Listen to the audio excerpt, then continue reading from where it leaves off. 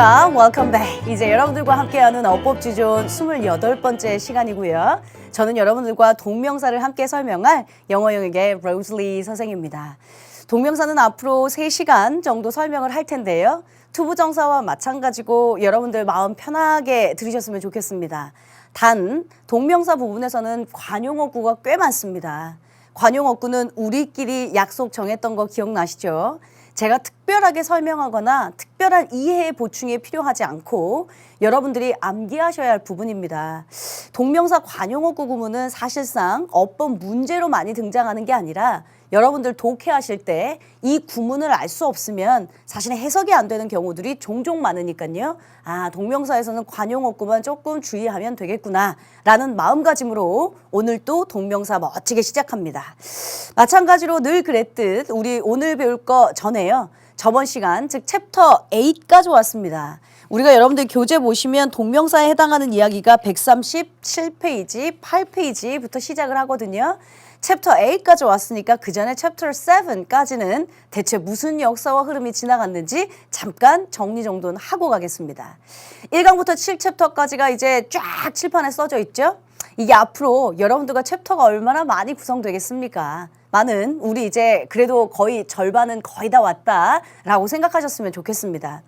1강에서 했던 구화절. 구화절은 제가 아마 어법지존이 끝나는 종강 84강까지 계속 써먹을 것이고 여러분들의 입장에서는 구가 무엇인지 절이 무엇인지 각각 그 안엔 어떤 것들이 있었는지 기억해야 할 것이다 라는 말씀 드렸고요. 두 번째 문장의 형식편 같습니다. 사실상 어법 문제에서 요즘 많이 등장하고 있는 게 동사의 문형이다. 즉 몇 형식이냐에 해당하는 것이다. 그러나 이게 각각 1형식이냐 2형식이냐 3형식이냐를 묻는 게 아니라 여러분들한테 문형을 제시해 놓고 다음 잘 썼니? 목적어 빠졌는데 수동태 문장으로 만들어야 되지 않니? 혹은 여기 보어자리인데 우리말 해석상 부사되는데 이거 형용사 잘 갖다 쓴 거 맞니? 기타 등등에서 물어보는 챕터 2형식이었어요. 두 번째 챕터의 문장의 형식이었습니다. 문장의 형식은 여러분들 지금까지 거쳐오면서도요. 앞에서 배웠던 문장의 형식이 결국엔 또 시제에서도 태에서도 투부정사에서도 중복적으로 굉장히 많이 등장했습니다. 그러니까 교재 구성 챕터를 구성할 때도 제가 구화절은 계속 써먹을 거야 하면서 중요한 그리고 문장의 형식도 아마 시험 문제에서는 굉장히 많이 변형해서 등장할 거야 하면서 이 챕터에서 정리했던 이유가 있었습니다. 사실은 이 교재 구성을 만약에 제가 했었더라면 저는 아마 중요도 순으로 얘기를 했었겠죠. 문장의 형식 중요하니까 앞에 서두에 했을 거고요. 동사에 해당하는 거 마찬가지로 시제편, 가정법편, 동사에 해당하는 태 중요하니까 앞에 넣었을 겁니다. 그 다음 저였다면 아마 분사를 넣고 관계사를 넣었을 텐데요. 교재 구성이 그렇게 진행되고 있지 않습니다. 흐름은 좋습니다, 지금. 동사편, 그리고 말씀드렸던 주운동사편, 그리고 이제 문장 성분에 영향을 주지 않는 전치사, 부사 하면서 뒤로 이어갈 거고요. 우리 친구들 완강이 목적이긴 하지만 완강을 정 못하시겠다고 하면 제가 제발 부탁인데 분사랑 관계사 잊지 마세요 했던 거 기억나시죠? 갑니다. 자, 문장의 형식편 얘기했고 시제 중요한 어법순으로 봐도 시제편은 동사에 해당하는 부분이라 많이 등장했어요. 머릿속에 12시제, 15시제, 16시제 필요 없다. 기본적인 시제만 알고 있으면 나머지 건 뭐 미래 완료 진행 수동태가 됐든 현재 진행 수동태가 됐든 우리는 얼마든지 만들어낼 수 있다 하면서 정리했었던 챕터도 있고요. 조동사 관용어구도 외웠고요. 가정법, 기본적인 가정법 오랜만이니까 한번 해볼까요? 여러분 가정법 과거의 명제 기억납니까? 가정법 과거가 어떨 때 쓰는 거라고 했어요? 그냥 단지 만약 뭐뭐 하면 뭐뭐 할 텐데 if 이러면 이제 저한테 혼난다고 했죠. 가정법 과거, 현재사실 반대가정. 가정법 과거 완료, 과거사실 반대가정. 가정법 과거 시제 만들 수 있습니까? 가정법 과거니까 과거 포메이션 똑같이 가야 합니다. if, 주어, 과거동사, 주어, 조동사 과거의 동사 원형. 가정법 과거 완료니까 had pp 들어가겠죠? if, 주어, had pp, 주어, 조동사 과거의 have pp. if절, 주절 순서 바뀌어도 됩니까? 네, 순서 바뀌는 건 상관없습니다. 단 시제는 똑같이 맞춰서 써줘야 한다가 기본이었습니다. 근데 그 기본 시제에서 벗어났던 게 혼합 가정이었고요. 도치 가정이었고요. if 대용어구 가정이었습니다. 플러스 여기 should 플러스 동사 원형을 써야 하는 경우들도 있다. 뭐 시제 일치, 불일치로 suggest, insist 같은 경우에서도 should를 쓰지만 it is time that 가정법 과거처럼 should를 써야 할 때도 있고 P9, 제가 그러면서 PT, necessary, important, 감정, 이성, 판단의 형용사가 나오면 should 동사 원형도 쓰더라. 사실은 6월, 9월 수능이라는 중요한 모의고사나 수능에선 등장하지 않았지만 여러분들 무수하게 보셔하게 되는 시도교육청 모의고사나 사설 모의고사에 드는 종종 등장하는 어법 문제니까 그것도 또 따로 정리해 두자. 아마 제 생각대로라면 여러분들 필기 노트에는 빠주노초파는 뭐 예쁘게 필기가 되어 있을 거라고 생각하겠습니다. 그리고 태를 지나서요. 부정사, 투부정사까지 했던 게 바로 저번 시간 이야기였습니다. 오늘 배우게 되는 게 제가 8챕터의 동명사라 말씀드렸습니다. 자, 7챕터와 8챕터 투부정사와 동명사는 제가 또 뭐라고 했냐면 준동사다. 공통점이 존재한다. 물론 투부정사는 각각 명사적 용법, 형용사적 용법, 부사적 용법이라고 해서 품사로 치면 명, 형, 부가 다 됐다. 아니 동명사니까 얜 명사 아니겠나. 근데 명사인데 준동사라고 했으니까 동사의 기질을 갖는다. 따라서 투부정사가 시제나 태가 있었던 것처럼 동명사 마찬가지로 시제나 태가 존재할 거고 제가 처음에 시작할 때 뭐라고 했냐면 얘들아 동명사는 관용어구가 많아. 근데 이거는 내가 뭐 어법 설명하고 자시고가 아니고 여러분들 모르시면 해석이 안 돼. 구문 독해할 때 중요하기 때문에 이건 관용어구를 조금 암기해 주셔야 해요 했던 부분이에요. 따라서 사실은 지금 연계해서 보면 투부정사와 동명사는 설명할 내용거리가 똑같습니다. 그래서 투부정사도 마음 편하게 들으시오 했던 것처럼 동명사 편도 마찬가지로 여러분들 마음 편하게 들으십시오 라고 말씀드렸던 것 중에 하나고요. 투부정사에서는 더더군다나 여러분들한테 뭐 얘기했었냐면 뭐 시제 블라블라, 태 블라블라, 뭐 명사적, 형용사적, 부사적, B2 용법 이런 것도 많이 얘기했지만 실제 어법 문제에 등장할 땐 우리 수험생들아 만약에 투에 밑줄이 쳐져 있다. 명사적, 형용사적, 부사적 용법을 따지지 말아라. 투에 밑줄이 있다면 시제 맞나? 태 맞나? 혹은 이게 투 부정사가 아니라 전치사 투가 아닌가? 셋 중에 하나를 고려하면서 어법 문제를 풀어야 한단다라는 교재에는 없는 당부 말씀도 따로 드렸습니다. 맞죠? 오케이. 자, 그렇다면 오늘 배우게 되는 동명사의 학습 목표는 무엇인지 아마 똑같을걸요. 가볼까요? 자, 동명사의 일단 개념 설명을 할 거고요. 시제, 태 설명할 거고요. 투부정사에서도 왜 우리 의미상의 주어라고 하는 거 배운 적 있죠? 동명사도 마찬가지로 동사의 기질이 있기 때문에 의미상의 주어라는 것이 존재할 겁니다. 따라서 오늘 배우시게 될 건 동명사의 기본적인 개념, 시제, 태, 의미상의 주어란 무엇인지에 해당하는 거에 대한 설명이라고 생각하시면 좋겠고요.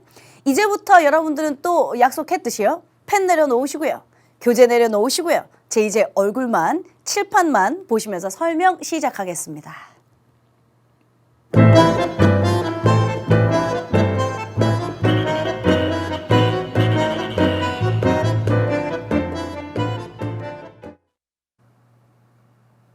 자, 여러분들의 마음의 준비가 되셨으면 이제부터 본격적으로 시작하겠습니다. 제가 칠판에 카테고리를 쭉 목록을 정리해 놓았거든요. 뭐 동명사의 개념이 뭔지, 시제와 태는 어떤 게 있는지, 뭐 기타 등등이요. 근데 마음 편하게 들으시라고 했으니까 그대로 진행하겠습니다. 먼저 동명사란 기본적으로 여러분들이 동명사라고 하는 품사는 명사입니다. 근데 왜 동명사라는 얘기를 썼냐? 일단 동사에다 우리 ing를 붙인 걸 동명사다라고 말씀하죠. 근데 동명사라고 하는 거 우리 어디서 배웠냐면 명사구에서 배웠습니다. 단어와 단어가 만나 하나의 품사, 하나의 문장 성분을 이루는 것 해서 명사구에서 배웠습니다. 따라서 품사는 명사가 맞습니다. 자, 품사는 명사가 맞고 명사다 보니 해석할 때 또 딱 떨어지게 뭐뭐 하는 것, 뭐뭐 하기 정도로 해석하면 됩니다. 근데 동사가 명사 역할 하는 거다 보니까 얘가 준동사라고 했죠. 동사처럼 시제를 갖게 되고 동사처럼 태를 갖게 됩니다. 조금 있다가 우리가 교재 보면서 여러분들하고 예문을 들 텐데요. 뭐 for doing 했다고 칩시다. 뭐뭐 하기 위해서, 숙제를 하기 위해서, homework 숙제를 하기 위해서 뭐 어쩌고 저쩌고 앞에 문장이 있었겠죠. 얘는 분명히 지금 전치사 다음에 명사, 즉 동명사를 쓴 게 맞는데 do는 타동사입니다. 타동사라서 뒤에 숙제를 한다라고 하는 목적어가 붙은 겁니다. 분명히 명사긴 한데 동사적 기질을 갖고 있다라고 해서 사실은 동명사라고 부르죠. 근데 만약에 지금처럼 목적어 있어야 정상인데 타동사에 목적어가 없어. 그러면 여러분들 수동태로 바꿀 거 아니에요. 그러면 ing는 있어야 하고 수동태 BPP는 있어야 하고 그러면 마찬가지로 동명사의 태도 바꾸면 되겠네? 근데 기본적인 생각입니다. 기본적으로 동명사라고 하는 건 동사가 명사 역할을 하는 거. 그래서 뭐뭐 하는 것, 뭐뭐 하기. 기본적으로 동사에 ing를 붙인다. 이건 지금 우리가 배우기에 참 창피하잖아요. 중학교 2학년 정도면 충분히 따라갈 수 있는데요. 여러분들 교재 보시면 페이지 138페이지 한번 보시겠습니까? 138페이지에 맨 처음 동명사는 이름이 말해주듯이 동사적인 성격과 명사적인 성격을 지니고 있고 문장에서 일반적으로 명사로 쓰인다. 즉 명사이다 보니 문장 성분으로는 주어, 목적어, 보어 자리에 각각 버젓이 놓여 있을 수 있겠네요. 그런데 뭐뭐 하는 것, 뭐뭐 하기로 해석한다. 제가 교재의 내용을 여러분들 필기하시기 좋게 지금 아름답게 한 통으로 만들어 놓은 것뿐입니다. 자, 교재 유니트 43 내려오면 동명사의 용법, 동명사는 명사처럼 문장에서 주어, 목적어, 보어 역할을 한다. 제가 다 써놨고요. 각각의 예문 쭉 읽어보시면 되고요. 그러니까 우리가 원래 알고 있는 개념에서 벗어나는 것이 하나도 없습니다. 제가 설명하고 싶은 건 139페이지에 거기에 여러분들 교재 박스에 보면 learn more 해서요. 전치사 to가 동명사를 목적으로 취하는 구문이라고 써져 있는 거 보이세요? 오케이. 이쪽으로 한번 와보겠습니다. 그동안 우리는 7챕터에서 투부정사 배웠습니다. 투부정사라면 to, 동사 원형이 와야 정상입니다. 근데 때로는 어떤 것들은 전치사 to라는 게 존재합니다. 전치사 to라면 전치사 to니까요. 당연히 to 다음에 명사가 와야 합니다. 선생님 그러면 어쩔 때는 to 동사 원형 쓰고 어쩔 때는 전치사 to 와야 되니까 외워야 되죠. 네. 근데 예전에 여러분들 제가 이런 말씀 드렸던 거 기억나세요?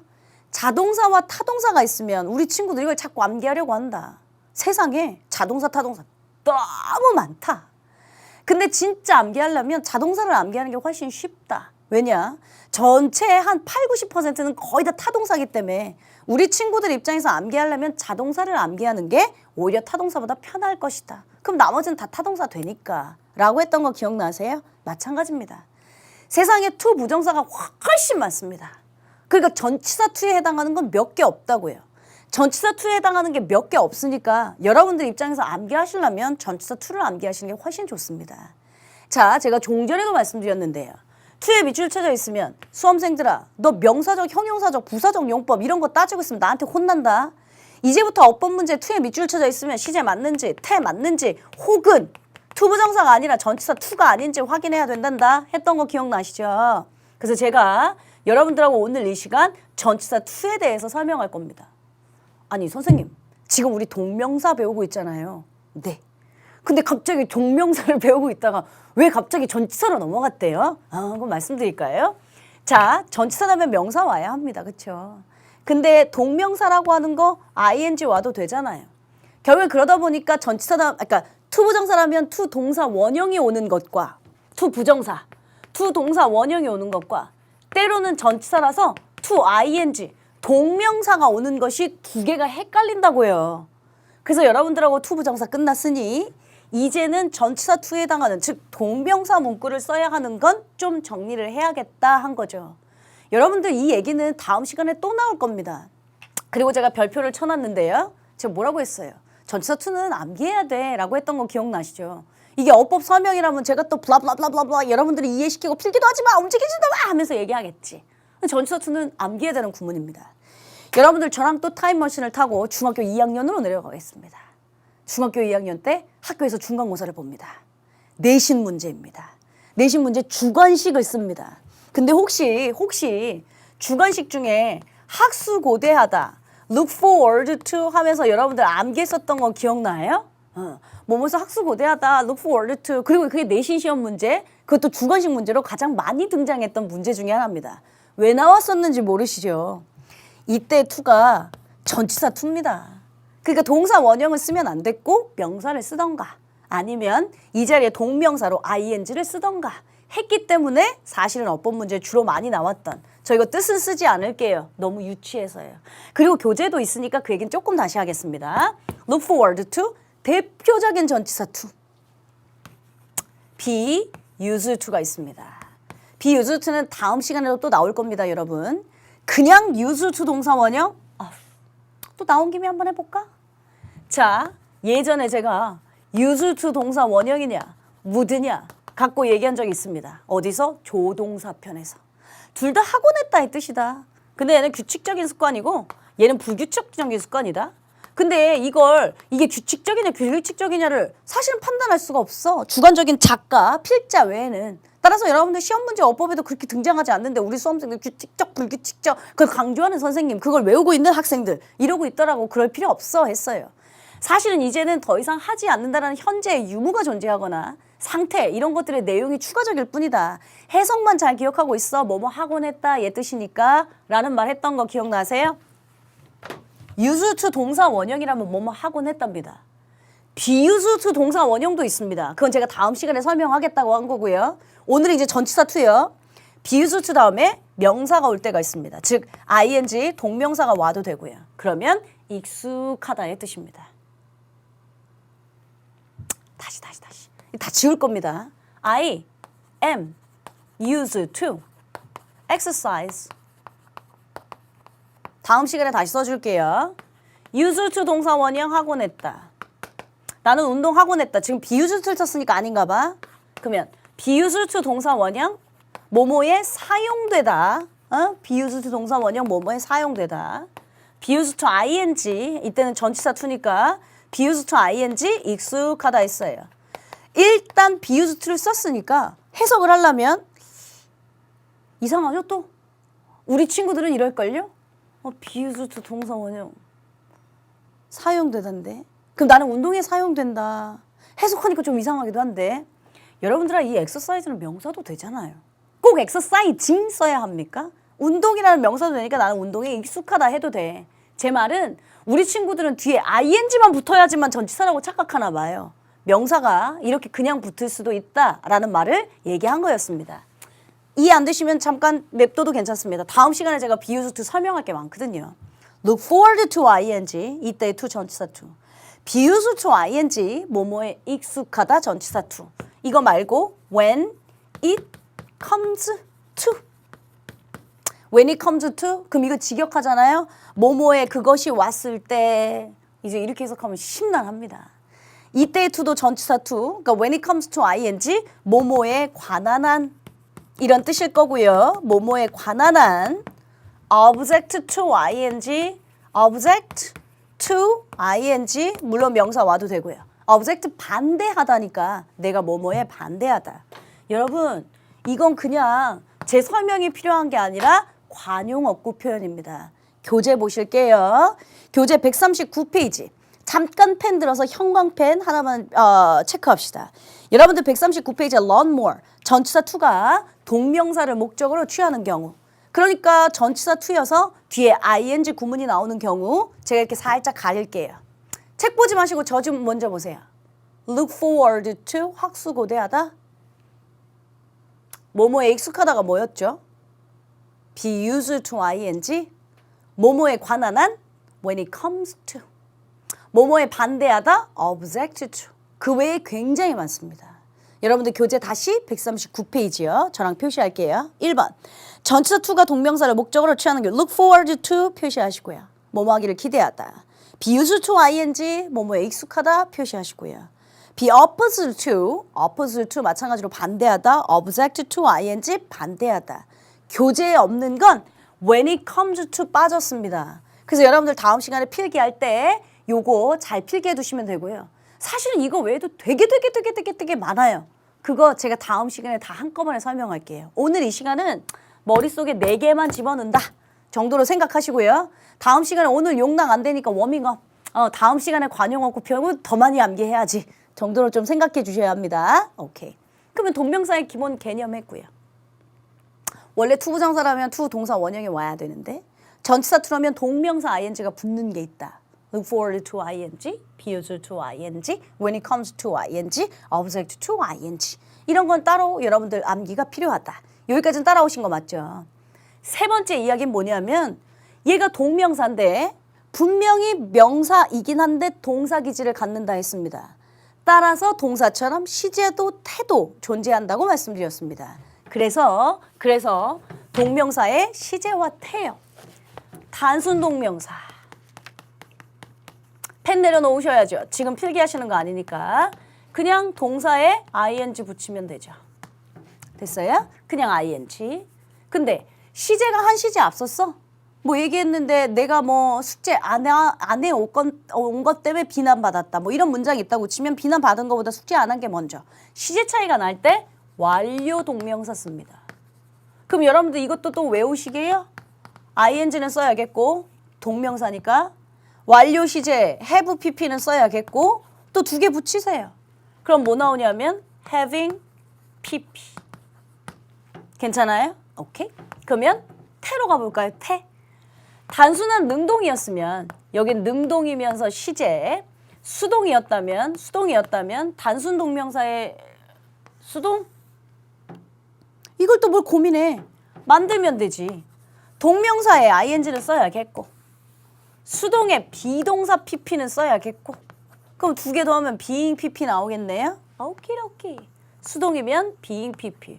동명사에 ing도 있고 수동에 bpp도 있고. 자, 그러면 완료 동명사인데 시제도 차이 나는데 수동이다. 그럼 또 뭘 고민해? 자, having pp에다가 이건 또 왜 나왔냐고? 좀 전에 썼는데요. 다시 써줘요. 원래 동명사가 이거였어요. 시제 차이가 나니까 완료 동명사를 써야 했어요. 그래서 have pp를 써야 돼요. 근데 또 거기다가 수동을 만들래요. 시제 차이도 나는데 수동이야? 그럼 또 두 be pp 더하면 되겠네. having been pp? having been pp? 잘 보셔. 완료 동명사 have pp도 있죠. 동명사에 ing도 있죠. 수동에 be pp도 있죠. 이게 완료 동명사 수동이겠죠. 제가 설명한 내용이 어딨냐면 여러분들 교재 보시면 140페이지 한번 가보시겠습니다. 140페이지. 자, 140페이지 맨 상단에요. Unit 44 동명사의 시제 태 나와 있는데 A번 동명사의 시제 단순 동명사 ing 형광펜 요거 표시하라고 한 거고요. 됐어요? 예문 블라블라블라. 2번에 완료 동명사 having pp 보이시죠? 거기다가 형광펜 표시하시고 having pp 또 예문 블라블라블라블라 있고요. 페이지 넘기셔서 141페이지 가시면 동명사의 수동태 있습니다. 기본 단수 수동태 그가 교재 보시면 단순형 being pp 보이세요? 거기다가 형광펜 being pp 이거 내용이고요. 그 다음에 B번에 완료형 동명사 수동태 having been pp 완료형에다가 또 형광펜 하나 having been pp 그리고 예문 블라블라블라. 저는 지금 140, 141페이지를 다 설명한 상태입니다. 해석해 보시면 수동의 의미구나. 한 시제 앞섰구나. 그래서 이거 썼구나. 그래서 저거 썼구나. 그래서 얘 쓴 거였구나. 그래서 쟤 쓴 거였구나. 다 이해가 될 만한 묶음들이요. 제가 뭐 해석이 굉장히 어렵거나 문장이 굉장히 복잡한 구문이었다면 분명히 여러분들하고 해봤을 텐데 지금 보면 다 단문 연습들입니다. 자, 그러면 네 번째 의미서 저 설명할 거 이제 다 한 거예요. 제가 오늘 챕터 4가지 설명할 거거든요. 동명사 개념이 뭔가? 전치사 투에 ing를 써야 하는 게 뭔가? 동명사도 동사인데 준동사인데 시제태는 어떻게 바꾸는가? 네 번째 의미상 주어는 뭔가? 설명하려고 했거든요. 네 번째 설명 다 한 거예요. 그러니까 오늘 이 시간 그렇게 어렵지 않다라고 말씀드렸던 거고요. 자, 의미상의 주어는 제가 141페이지라고 써놨습니다. 나중에 필기본 보시면 여기 또 아무것도 안 써져 있을 거거든요. 제가 책 보면서 설명할 거라. 그러면 여러분들 입장에서는 141페이지를 참조하라는 소리구나 라고 체크하라고 지금 이렇게 필기 정리해 놓은 거고요. 여러분들 저랑 141페이지 C번 가보겠습니다. 동명사의 의미상 주어. 의미상 주어를 표시하지 않는 경우 투부정사에서도 의미상의 주어라는 게 있었습니다. 그러니까 문장 전체 주어는 아닌데 동명사의 의미상 주어라는 소리였죠. 그러니까 투부정사의 의미상의 주어도 문장 전체 주어는 아닌데 투부정사의 의미상의 주어였던 거죠. 그런 거예요. 자, 141페이지에 C번에 1번 의미상 주어를 표시하지 않는 경우 I'm sorry. For giving you trouble. 그 문장 한번 해석해 볼게요. I'm sorry. 미안. 문장 끝났어요. 이형식. For giving you trouble. 괄호로 묶어서 여러분들 문장 성분에 영향을 주지 않게 버릴 수 있습니다. 이형식 완전한 문장 다 끝났습니다. 근데 일단 해석해 보면 미안. Giving you trouble. 너에게 공경을 준 것에 대해서 미안. for라고 하는 전치사가 있어서 뒤에 giving이라는 ing 동명사를 썼습니다. 너에게 곤란함을 주어서 미안해. 주다 곤란함을 준 주체가 누구야? 너야 나야? 나야. 의미상의 주어 나야. 그 앞문장이랑 똑같아서 의미상의 주어를 따로 표시하지 않았다 그 말이에요. 그러니까 읽어보면 당연한 어법 문제에 나오지도 않는 중요도로 따지면 별로 중요하지 않은 그런 상태라서 제가 교재로 보고 확인하는 것뿐입니다. 자, 그러면 C번에 2번 의미상의 주어를 따로 표시하는 경우 Excuse me, coming late 했어요. Excuse me, 미안. 실례합니다. Please excuse me. 실례합니다. Coming late. 늦게 와서 미안합니다 했어요. 그러면 coming이라고 하는 동명사를 썼습니다. 근데 늦게 와서 미안해. 누가 늦게 온 건데? Excuse me. 내가 늦게 와서 미안합니다 했죠. 그래서 동명사 앞에, coming 앞에 의미상의 주어를 써준 경우. 선생님 여기서 문장에서 주어가 없는데요? 아이 또 그러지 말고요. 제가 이거 문장만 써볼게요. 동명사 썼다고요. 동명사 ing. 늦게 와서 미안 그랬어요. 그러면 늦게 온 거 이 동명사의 주체가 누구냐고. 나. 얘가 의미상의 주어라고. 얘는 의미상 내가 늦게 와서 미안합니다니까 의미상의 주어라고. 그럼 선생님 문장에 진주어는 없는데요. 문장이 동사 원형으로 시작했잖아요. 그럼 사실은 명령문이라고 부르죠. 명령문의 주어는 다 유죠 뭐. 얘 밥 먹어. 너 밥 먹어잖아요. 공부해. 너 공부해잖아요. 따라서 항상 명령문의 주체는 다 주어가 유예요. 그러니까 문장 전체의 주어는 유였을 겁니다.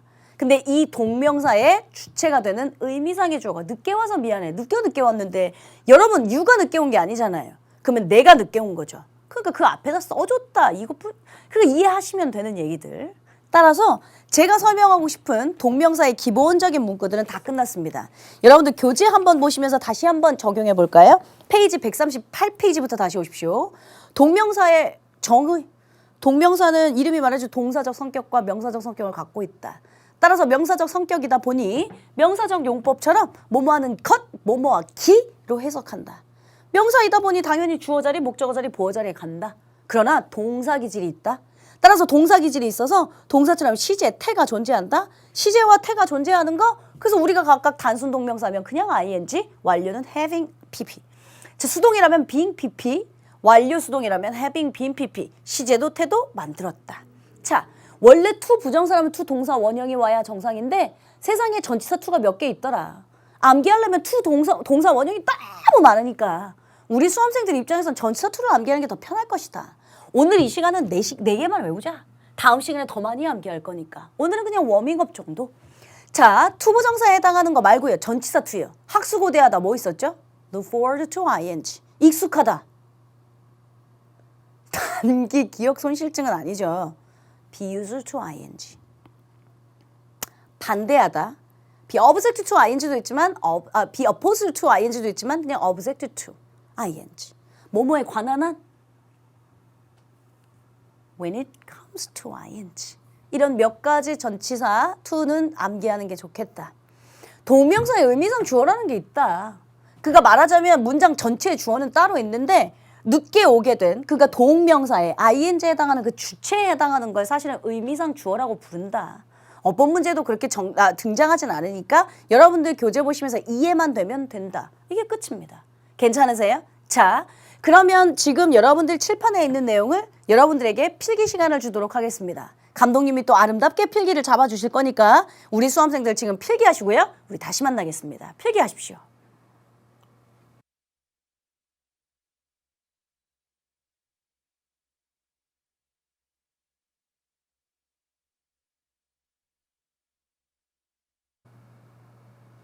자, 여러분들 필기 다 하셨을 거라고 믿고요. 우리는 이제 본격적으로 그럼 교재 내에 있는 엑서사이즈로 한번 확인 연습을 해보도록 하겠습니다.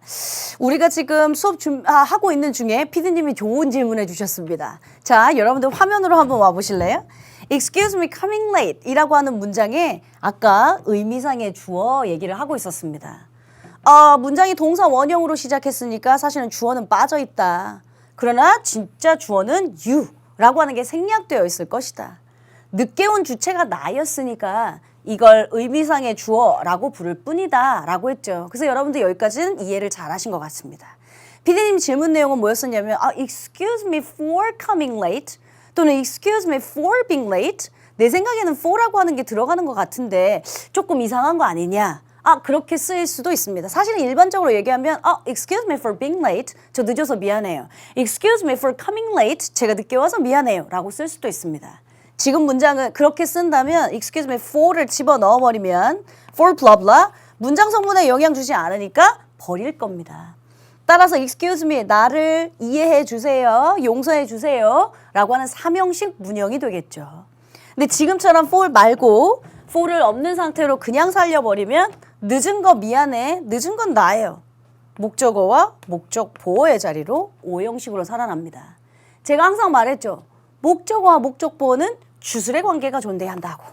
따라서 동명사의 주체가 되는 게 의미상의 주어 같은 목적어였다라는 걸 설명하려고 오형식 문형으로 살려놓은 거고요.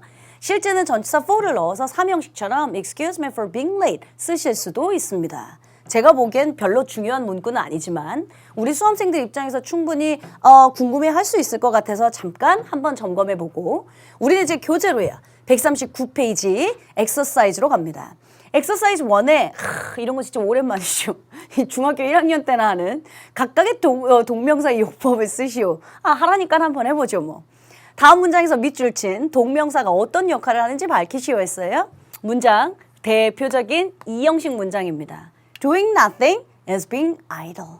아무것도 하지 않는 것은 게으른 일이다. 아무것도 하지 않는 것은 사실은 어리석은 짓이다. 이렇게 문장을 쓸 때요. 아니 동사 찾았으니까 앞엔 주어. 대표적인 이형식 동사니까 보어. 아무것도 하지 않는 것은 바보 같은 짓이다. 게으른 짓이다. 각각 어떤 역할? 주어 역할, 보어 역할 하고 있습니다. 하면 되죠. Would you mind speaking more slowly? 조금 천천히 말해주실 수 있으세요? 이런 표현이요. mind 다음엔 우리가 다음 시간에 배울 겁니다. 어떤 동사들은 반드시 뒤에 목적어 자리에 to만 쓰거나 어떤 동사들은 반드시 목적어 자리에 ing만 쓰거나 대표적인 게 want to 같은 대표적인 게 enjoy ing 같은 이런 동사들 묶음을 다음 시간 따로 배울 겁니다. 어쨌든 mind 다음에 ing를 쓰는 경우인데요. Would you mind? 꺼리십니까? 좀 더 천천히 말하는 것을 목적어 자리에 동명사가 쓰인 경우. 목적어 자리에 명사만 오면 되니까요. 명사니까 동명사 썼고요. 괜찮죠? 따라서 1번 주어, 보어 자리에 성분 어떤 역할? 2번 목적어 자리의 역할. 이러면 되죠.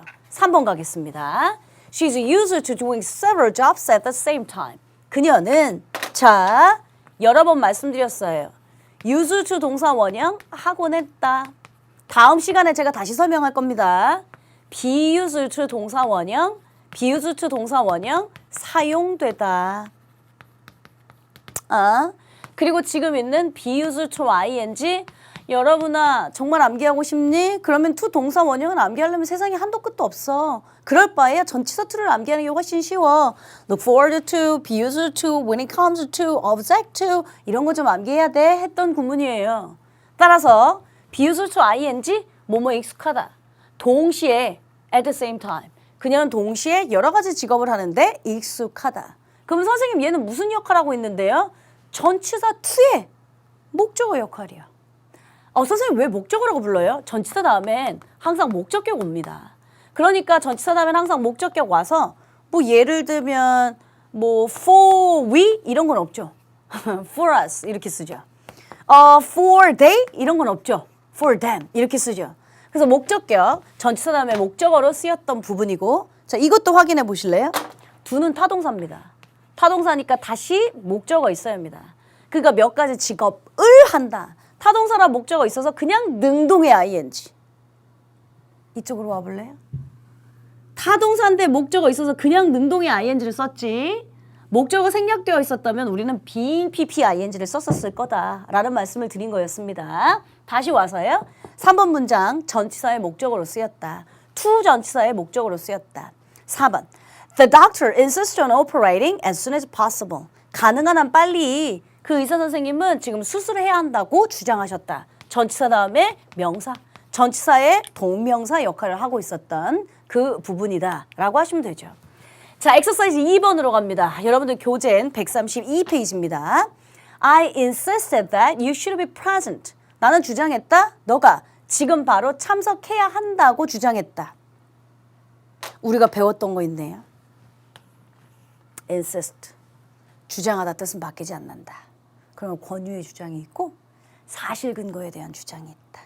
권유의 주장, 뭐뭐 하라, 뭐뭐 하자고 주장하다의 뜻이거나 뭐뭐 했다고 주장하다의 뜻이거나 시제일치 안 하고 슈드 동사 원형, 시제일치를 따져야 되는 경우 다르다. 나는 주장한다. 그녀가, 네가 반드시 참석해야 한다고 주장한다. 이건 권유의 주장이에요. 따라서 시제일치랑 상관없이 슈드 동사 원형 이거 썼네요. 자, 그러니까 이 슈드 동사 원형을 갖고 문장을 다시 바꾸래요. I insist on you having been present.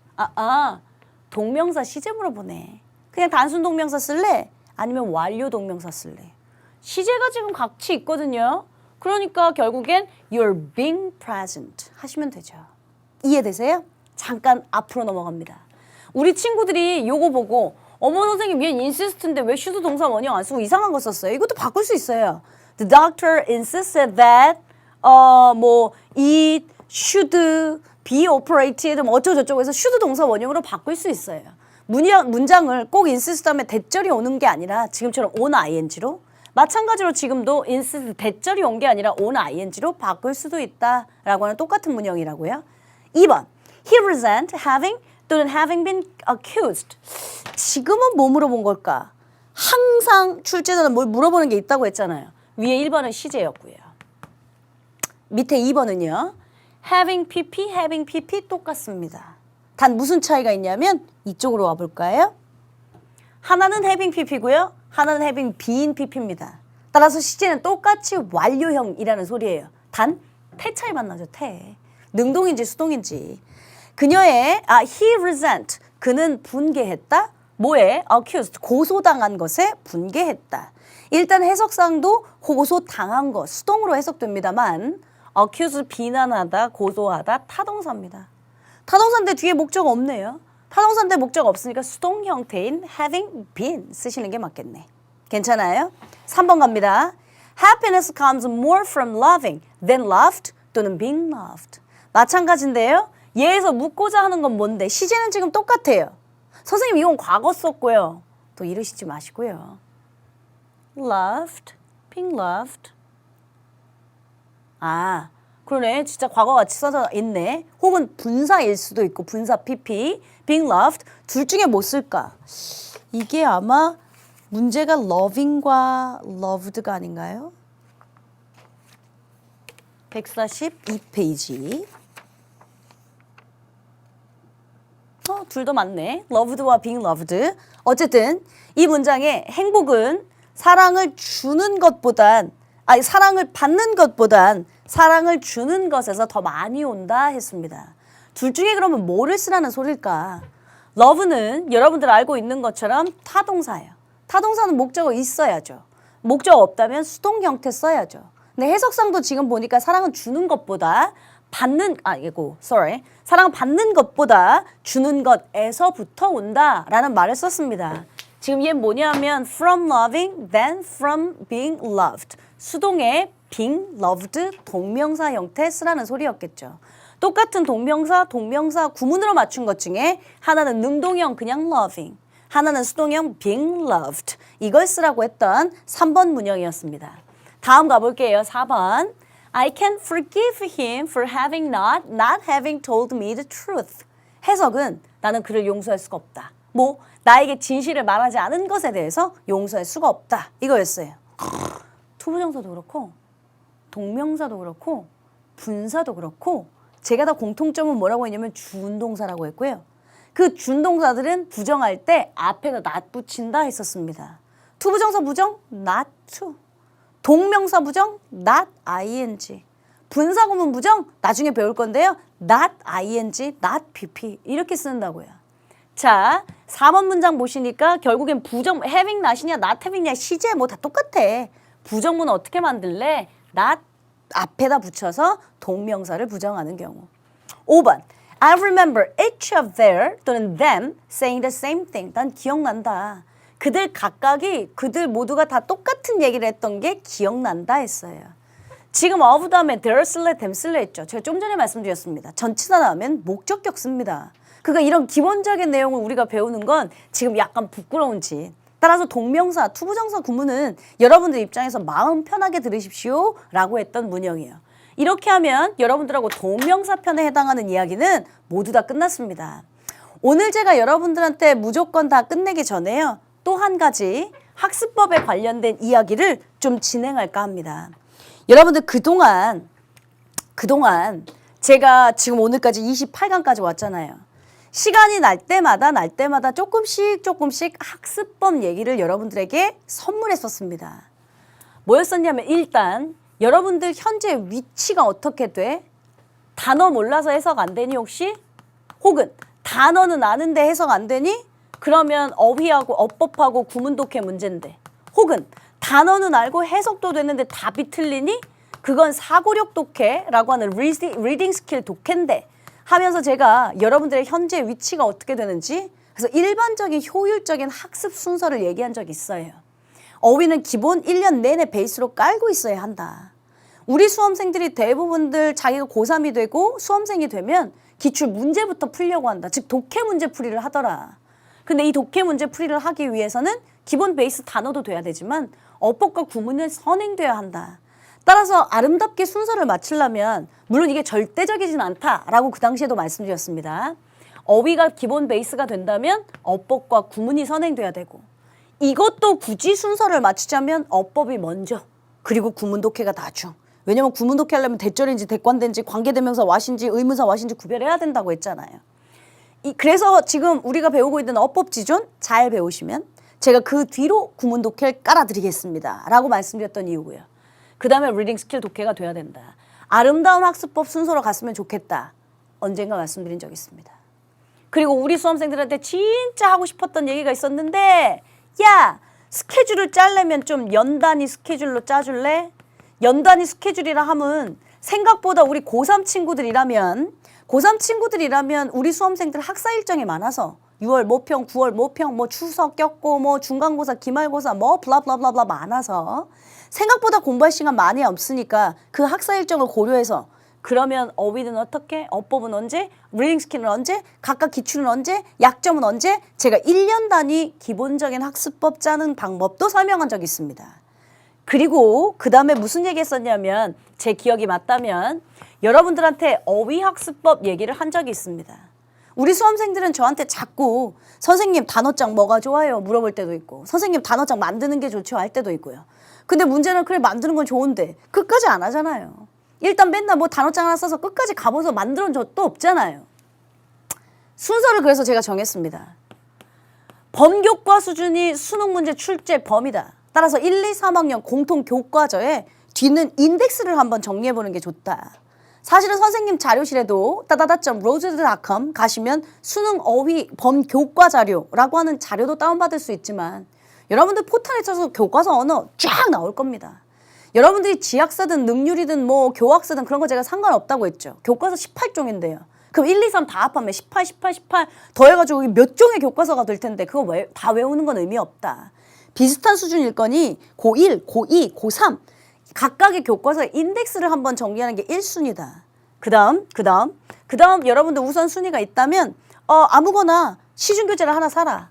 시중교재는 적어도 여러분들보다 중요한 거 중요하지 않은 걸 분리해놨고 기출인지 빈출인지 분리해놨으니까 적어도 여러분들이 만드는 것보단 시중교재를 한번 정리하는 게 낫다. 그 시중교재가 무엇이 좋냐라고 묻는다면 제가 공식적인 입장에서 밝힐 수는 없다라고 말씀드린 거였어요. 그 다음 그래도 안 외워지는 것들은 핸드메이드로 해라. 제가 보기엔 수능 범교과 수준에서 벗어나면 모의고사 볼 때 별표 치고 준다고 했잖아요. 근데 그 별표 치고 주면 안 외워도 되는 걸 여러분들 굳이 외우고 있다고요. 근데 시중 교재들은 혹은 범교과 수준의 단어들은 벌써 제시되는 수능 지문의 단어들을 주니까 그거부터 정리하고 네가 또 잘 안 외워지는 거, 비슷하고 혼동되는 거, 정말 암기하고 싶은데 자꾸 머릿속을 헤매는 거 이런 것들은 따로 정리하는 게 좋다 했습니다. 이게 단기간에 하려면 힘듭니다. 그래서 어휘는 제가 베이스로 1년 내내 깔고 계셔야 합니다. 라고 말씀드렸던 거죠. 자, 그러면 전 이제 어법이랑 구문독해는 어떻게 공부하는지 설명할까 합니다. 그리고 이제 다음 시간에 또 시간이 되면 제가 마지막으로 리딩 스킬 독해는 어떻게 공부해야 하는지 설명하면 각각 영역별 학습법. 선생님 듣기가 빠졌네요. 듣기? 또 시간이 되면. 일단 전 지금 어법 지존하고 있으니까 어법 선생이거든요. 어법에 해당하는 것도 못하면서 뭘 듣기 블라블라 독해 블라블라 할 수는 없으니까. 기본적으로 우리 수험생들이 이렇게 학습 방향을 찍으면 좋겠다라는 영어 선생님 입장에서 아주 간략하게 말씀드리겠습니다. 우리가 지금 어법 지존에서 하고 있는 게 어법이었으니까요. 말씀드렸던 것처럼 어법 따로, 구문 따로는 없습니다. 어법이 되면 구문 독해 당연히 돼야 됩니다. 그런데 어법 영역은 가장 중요한 건 뭐냐면 아는 건데 틀렸다. 아는 건데 적용 못하는 게 우리 수험생들의 가장 큰 단점입니다. 물론 잘 알고 있지도 못하고요. 그러니까 일단 기본적으로 어법은 여러분들 혼자 못하시잖아요. 우리 친구들이 뭐 단어를 혼자 외우겠대. 그래 열심히. 듣기도 혼자 외우겠대. 그래 열심히. 어법은 혼자 못하겠대. 네, 이건 개념 설명도 많고 여러분들 이해하셔야 될 게 많기 때문에 혼자 하시기 굉장히 힘든 영역입니다. 그래서 제가 지금 하고 있잖아요. 그럼 일단 개념 설명을 잘 들으시고 끝까지 들으시고 개념을 적용하실 때까지가 가장 차이가 많이 나는 영역입니다. 어법은. 뭔 소리냐면 좀 전에 말씀드렸던 아는 건데 틀렸다라는 말이 아니 단어 외우면 단어 외운 건 여러분들은 독해서 그냥 또 써먹으면 되는 거잖아요. 그렇죠? 근데 어법은요. 이게 다 개념을 정리했다 하더라도 어법 문제로 각각 박스형 밑줄형으로 나오면 우리 수험생들이 적용하기가 참 힘든 영역 중에 하나입니다. 일단 기본적으로는 저랑 어법 지존 잘 끝내놓읍시다. 어법 지존 잘 끝내놓으면 제가 개념 설명을 멋들어지게 하고 있을 겁니다. 그리고 그게 다 끝날 거고요. 물론 제가 개념 설명하면서 지금처럼 적용하는 방법 얘들아 컴마 있고 조동사 있고 주어동사 도치돼 있어. 그거 너 가정법 묻는 거야. 얘들아 동사의 밑줄 시제 태 수일치 묻는 거야. 이러면서 다 적용하는 방법도 가르쳐 주겠지만 여러분들 입장에서 저는 이제 혼자 공부할 때요. 개념이 되어 있으면 그 다음에 이제 적용 연습할 때 항상 물을 게 출제자가 왜 밑줄 있지? 출제자가 왜 박스 줬지? 좀 생각 좀 하고 푸십시오. 아무데나 밑줄 주고 아무데나 박스 주지 않는다라고 분명히 말씀드렸습니다. 그러니까 그동안은 그냥 느낌 갖고 필 갖고 해석해보니까 능동이었고 해석해보니까 수동이었고 괜히 왠지 2, 3, 4가 맞을 것 같고 선택지가 5의 말이 너무 사사사사사사사 이렇게 되어 있어서 답이 하나쯤은 5번으로 넘어갈 것 같고 뭐 이렇게 생각하시지 말고요. 왜 물어봤지? 왜 틀렸지? 뭐가 맞았지? 출제자 의도를 계속 생각하세요. 그러면 예전보단 훨씬 보이는 게 많아지기 시작할 겁니다. 그게 적용 연습을 하는 첫 시발점입니다. 개념이 잘 정리되어 있으면 출제자가 뭘 물어보는지 자꾸 끊임없이 생각해서 적용 연습하기. 근데 여러분들이 만약에 그렇게 해서 그거 적용 연습한다는 건 문제를 풀었다는 소리잖아요. 문제를 풀었어요. 틀릴 수도 있고 맞을 수도 있습니다. 좌절하지 마십시오. 우린 몰라서 배우는 사람들이고요. 아직 수능 하려면 멀었습니다. 모르면 하나씩 둘씩 차근차근 만들어가면 돼요. 일단 어법 개념을 정리했고 여기다 좀 쓸까? 개념을 정리했고 그 다음 이제 출제자 의도를 생각하면서 문제를 풀었습니다. 의도 생각하면서 문제 풀기, 즉 적용 연습을 했습니다. 채점을 했죠. 맞았거나 틀렸던 거나 그런 거 좌절하지 말라고 했어요. 그 다음 세 번째, 그러면 여러분들 어떻게 하냐면 문제 풀어. 채점해. 그거 뭐 틀렸지? 왜 틀렸지? 아씨 아는 건데 틀렸네. 그리고 넘어가. 그렇죠. 그러지 말고요. 세 번째, 다시 그 문제를 다시 봅니다. 근데 이제는 어법으로 보는 게 아니고요. 구문독해로 한번 풀어봅니다. 구문독해, 본동사도 찾고. 이제 어법이 되어 있으면 사실 그게 다 보이거든요. 본동사도 찾고, 끊어읽기도 해보고, 앞에 주절에 덩어리가 있는지 수식이 있는지 그 문장들은요. 여러분들 기출문제, 어법문제 몇 개 있어요? 예년 같았으면 2개예요. 작년 같았으면 하나예요. 그러니까 어법 문제의 기출들은 그렇게 비중이 많지 않으니까 그거 갖고 구문독해, 적어도 구문독해 정확하게 해석하는 연습은 다시 해보라고요. 선생님 제가 기출문제집에서 샀는데요. 기출문제 뭐 어법 500제, 뭐 어법어휘 500제 이런 거 샀거든요. 그러니까 어법 문제 되게 많아요. 그럼 어법 문제 풀어보시고 그걸로 구문독해 연습하시라고요. 리딩 스킬 독해할 땐 다른 걸 연습해야 하거든요. 어법 따로 구문 따로 아니라고 했잖아요. 어법 문제 풀어보고 적용 연습해보고 틀렸으면 틀린 대로 맞았으면 맞은 대로 해설지 확인해보고 그 다음 그 문제를 다시 구문 독해 연습한다. 왜? 그 어법 문제를 갖고 구문 독해를 연습하는 게 절 덩어리였는지 관계대명사 덩어리였는지 보기가 제일 좋기 때문이에요. 그래서 어법 따로 구문 독해 아니고 구문 따로 아니고 같이 활용하시는 게 좋다 한 거예요. 자, 네 번째요. 우리 수험생들은 그럼 또 저한테 묻습니다. 저는요, 선생님, 저는요, 시간이 되게 많이 걸려요. 한 지문을요, 어법 문제 풀고 이 구문 독해 하니까 한 지문 하고 30분도 넘게 하고 막 그래요. 저 미칠 것 같아요. 다른 친구들은 뭐 1시간이면 사실은 독해 문제 33문제도 풀 수 있는 시간이거든요. 다른 친구들은 진짜 많이 푸는데 저는 막 1시간에 2-3지문밖에 못 보는데 괜찮아요? 괜찮습니다. 여러분들이 만약에 그게 2학기시고 9월달이고 10월달이시면 심란합니다. 그리고 그건 안 됩니다. 2학기엔 속칭 말하자면 양치가 많아져야 되고 2학기엔 속칭 말하자면 문제풀이 과정, 그 습득 체험 학습들을 굉장히 많이 하셔야 합니다. 근데 여러분들이 지금 강의를 보고 있는 시점이 1학기고 아직 새 학기가 시작하기도 전이라면 1시간에 한 문제를 풀든 2시간에 한 문제는 사실은 조금 오버긴 하다. 1시간에 한 문제를 풀든 30분에 한 문제를 풀든 그건 중요하지 않습니다. 네가 얼마나 정확하게 출제 여도를 생각하면서 풀었느냐. 네가 얼마나 정확하게 이 문장을 구문 독해를 분석해서 풀었느냐. 그러니까 1학기에는요. 양치기, 질치기를 보면 질치기를 잘해야 된다고요. 정확하게 연습하는 연습이야. 그리고 그런 배경 지식들이 다 쌓이고 실력이 돼야 2학기에 속칭 말하는 양치기, 문제풀이를 많이 거치셔도 속독은 붙게 되어 있다고요. 근데 앞에 정확히 해석하지도 못하면서 정확히 하지도 못하면서 하루에 선생님 1시간에 저 30개 모의고사 푸는 애도 있는데 난 너무 시간이 오래 걸리는데 괜찮아요. 시간이 한 지문을 30분을 분석했다. 지문을 뭐 20분을 분석했다. 그거보다 하루에 20분, 30분씩 꾸준히 하는 게 더 좋아요. 그러니까 아기들은 저한테 자꾸 거꾸로 물어요. 선생님, 그러면 어법 문제 하루에 몇 개 풀어야 돼요? 독해 지문 하루에 몇 개 봐야 돼요? 내가 100개 하라면 100개 할 겁니까?